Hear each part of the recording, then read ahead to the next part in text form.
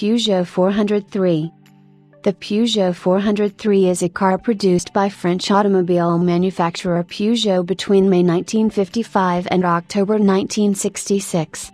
A total of 1,214,121 of all types, including commercial models, were produced, making it the first Peugeot to exceed the 1 million mark. The 403 made its debut in saloon body style on April 20, 1955 at the Trocadéro Palace in Paris.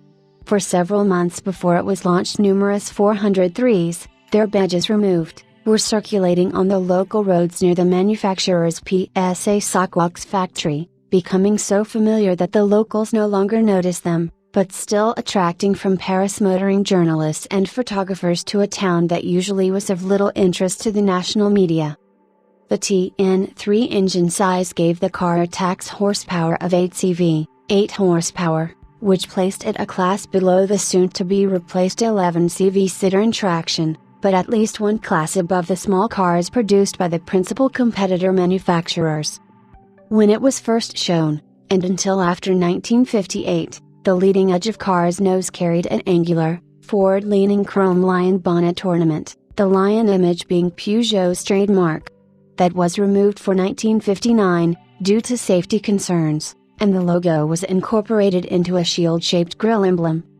Subsequently, the semaphore-style trafficators on the C-pillars were replaced with flashing indicators within the light cluster. The front lights were modified to conform to new standards, and in 1957 parallel windscreen wipers were substituted for the original cross-hands ones featured at launch. Although the car was subject to various improvements during the production run, these were mostly very minor in nature.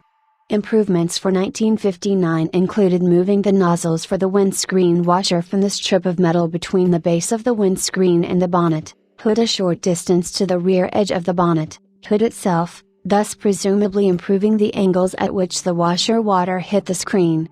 This was also the year that the semicircular ring inside the lower half of the diameter of the steering wheel used to operate the horn was replaced by a full circular horn ring, so that drivers accustomed to holding the upper half of the steering wheel did not need to loosen their grip in order to sound the horn.